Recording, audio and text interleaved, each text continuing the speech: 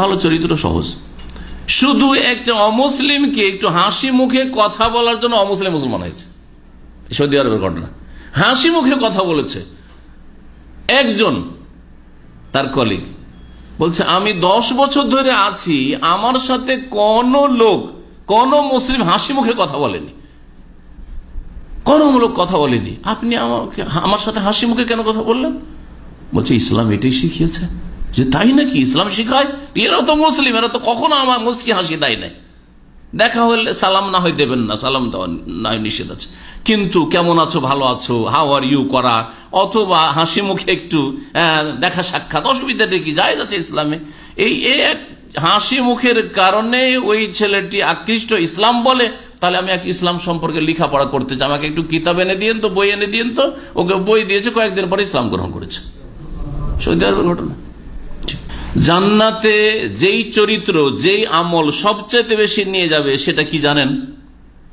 দুটো কথা বলেছেন নবী সাল্লাল্লাহু আলাইহি ওয়াসাল্লাম, তিরমিজির হাদিস রয়েছে। সোয়েলা রাসূলুল্লাহ আন আকসারে মা ইউদখিলুন নাসাল জান্নাতা, জান্নাতে যেই আমল সবচেয়ে বেশি জান্নাতে নিয়ে যাবে, যেই আমল মানুষকে সবচেয়ে বেশি জান্নাতে নিয়ে যাবে, সেই আমল সম্পর্কে জিজ্ঞাসা করা রাসূলুল্লাহ সাল্লাল্লাহু আলাইহি ওয়াসাল্লামকে। তখন বলছে তাকওয়াল্লাহ ওয়া হুসনুল খুলুক, আল্লাহর ভয় এবং উত্তম চরিত্র। আল্লাহকে ভয় করলে আপনি নির্জনও পাপ করবেন না, একা রুম বন্ধ করে আপনার মোবাইল দিয়েও পাপ করবেন না, আপনার কম্পিউটার ল্যাপটপ দিয়েও পাপ করবেন না। ব্লু ফিল্ম দেখতে পারবেন, কারণ আল্লাহর ভয় আছে। কেউ দেখছেন, আল্লাহ দেখছেন। হ্যাঁ, কেউ জানছেন, আল্লাহ জানছেন। হ্যাঁ, চুরি করতে পারবেন, ব্যভিচারের জানার কাছে যেতে পারবেন, মদের কাছে যেতে পারবেন, হারাম রোজগারে যেতে পারবেন, কোথাও যেতে পারবেন না আল্লাহর ভয় যদি থাকে। আল্লাহর ভয় সবচেয়ে বেশি জান্নাতে নিয়ে যায়, হুসনুল খুলুক। আর মানুষের সাথে উত্তম চরিত্র যদি আপনি দেখাতে পারেন, সেটা জান্নাতে নিয়ে যাবে। সততা মানুষকে জান্নাতে নিয়ে যায়। এই সততার ক্ষেত্রে দেখছেন যে আমি দিনে হয়তো 1-2 মিথ্যা কথা বলে দিচ্ছি, আগামী দিন থেকে না, একটা মিথ্যা কথা বলবো না, ক্ষতি হোক আমার, মিথ্যা কথা বলবো না।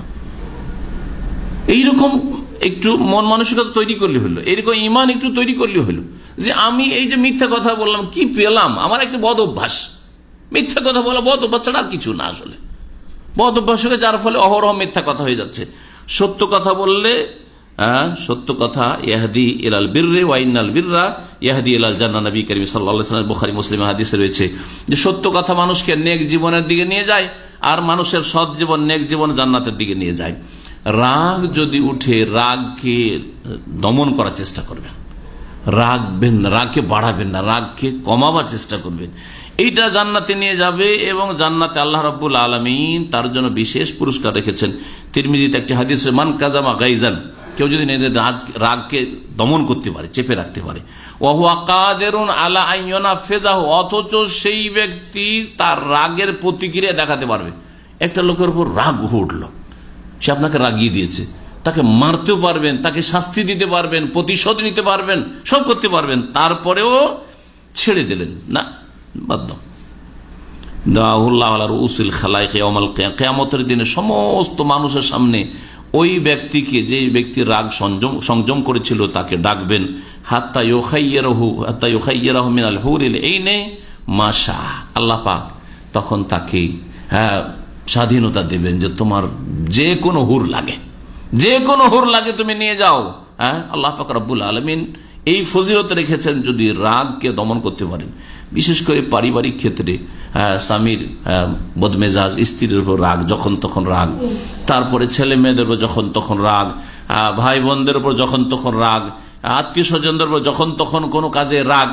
এই রাগগুলি, কারণ এদের সাথে বেশি চলাফেরাটা সবচেয়ে, যার সাথে বেশি চলাফেরা তার সাথে রাগের সম্ভাবনাটা বেশি। অনেক সময় দেখা যাচ্ছে যে দিনে আধা ঘন্টার জন্য কারোর সাথে দেখা হচ্ছে, ওর কাছে তো আপনি খুব গুড টার্ম, তার সাথে খুব ভালো ব্যবহার দেখান আপনি। তারপর অনেকে আছে বাড়িতে তার কলঙ্কের শেষ নেই, চরিত্রহীন, কিন্তু অফিসিয়াল সে খুব ভালো লোক, বেস্ট ওয়ার্কার। না, এরকম হইলে হবে না। গিরগিটের মতো রূপ চেহারা পাল্টাবেন না, যে এখানে একরকম চেহারা, ওখানে আর একরকম চেহারা। স্ত্রীর কাছে খুবই খারাপ, ছেলে মেয়ের কাছে খুব খারাপ, আর বাইরে গিয়ে খুব ভালো মানুষ। না, সব জায়গায় একই রকম হওয়ার চেষ্টা করবেন। তো এই ফজিলত রয়েছে নবী করিম সাল্লাল্লাহু আলাইহি ওয়াসাল্লামের হাদিসে।